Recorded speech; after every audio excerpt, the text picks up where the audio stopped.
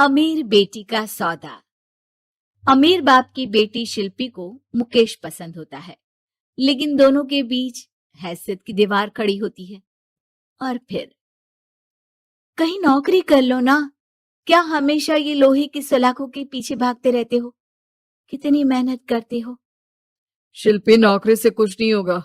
तुम लोगों की हैसियत तक पहुंचना है तो अपना ही बिजनेस करना पड़ेगा, वरना तुम्हारे पापा किसी और से तुम्हारी शादी करवा देंगे। अच्छा, ऐसे किससे करवा देंगी? मैं तो तुमसे ही शादी करूंगी। बोल दिया तो बोल दिया, बस।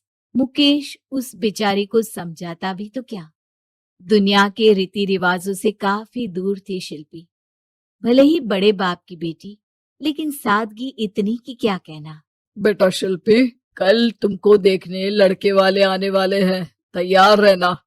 मैंने तुम्हारी माँ को समझा दिया है। घर के सारे नौकर चाकर को वो समझा देगी कि स्वागत कैसे करना है। कैसी बात कर रहे हैं पापा? मैं तो मुकेश से प्यार करती हूँ, उसी से शादी करूंगी। मैंने आपको बताया था ना। मुकेश किसका बेटा है?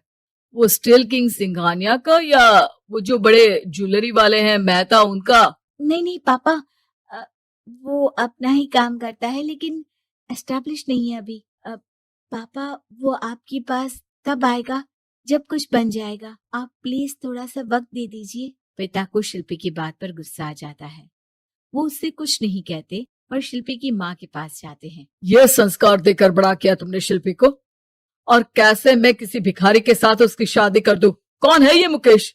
मैं जानती हूँ, बड़ा ही होनहार लड़का है। शिल्पी से बहुत प्यार करता है और शादी करना चाहता है।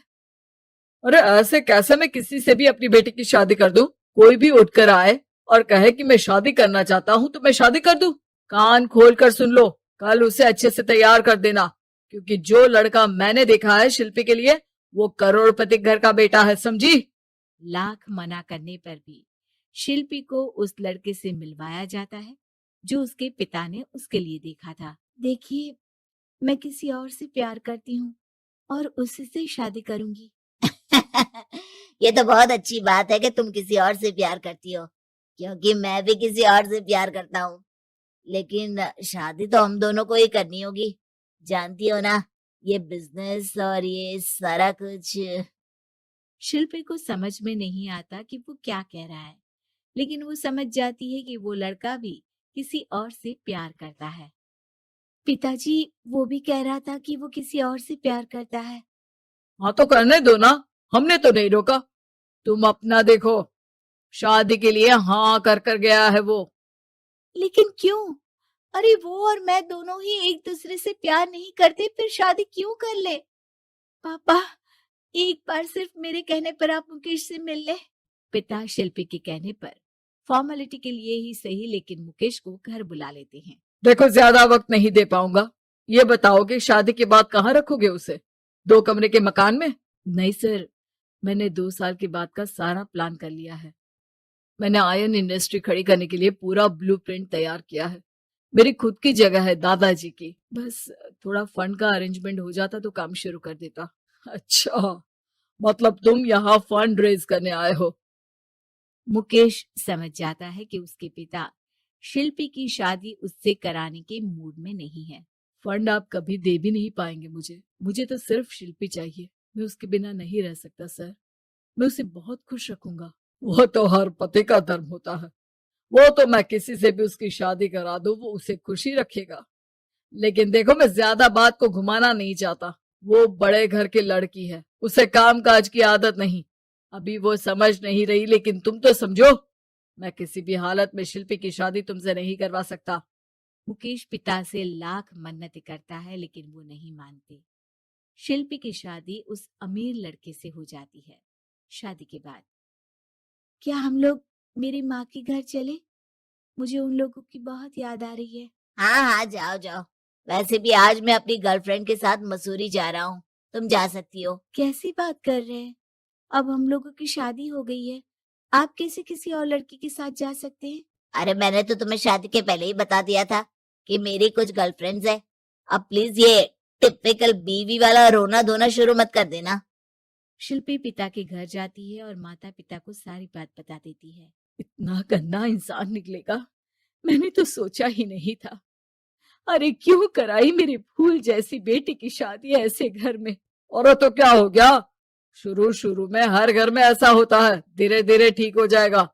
और वैसे भी उन लोगों के साथ हम लोगों की एक बड़ी डील फाइनल हुई है, समझी। उन लोगों से रिश्ता बनाकर रखो, तभी पैसों की बारिश होगी। पापा, अब समझ में आया कि आपने मेरे साथ ऐसा क्यों किया। मुकेश आपके सामने गिड़गिड़ा कर गया कि वो मुझे बहुत खुश रखेगा, लेकिन आपने मेरी शादी एक ऐसे लड़के से करा दी जो किसी और लड़की से प्यार करता है और शादी सिर्फ समझौते के लिए कर रहा है। पापा, मैं जा रही हूँ, लेकिन इस घर में कभी पैर भी नहीं रखूंगी। आपने मुझे सामान की तरह इस्तेमाल किया। माँ शिल्पी को बहुत रोकती है, लेकिन वो एक नहीं सुनती। कुछ समय बाद, शिल्पी, मुझे नहीं लग रहा कि अब हम दोनों के बीच ये शादी और रह पाएगी। मैं किसी और से शादी करना चाहता हूँ। वैसे तुम परेशान मत हो ना, तुम्हारे पापा के साथ हम लोगों की डील जो चल रही है ना, वो नहीं रुकेगी, क्योंकि तुम बहुत अच्छी लड़की हो। ठीक है, मैं जा रही हूँ, तलाक के पेपर में साइन करके। लेकिन एक शर्त है, मैं कहाँ गई ये बात मेरे पिता तक नहीं पहुंचनी चाहिए। शिल्पी घर छोड़कर चली जाती है। वो एक नौकरी करती है और अपना जीवन खुद संभालती है। लेकिन एक दिन, शिल्पी जी, आपसे मालिक मिलना चाहते हैं। अब मुझसे क्यों? शिल्पी मालिक के कमरे में जाती है, जहां सामने मुकेश होता है।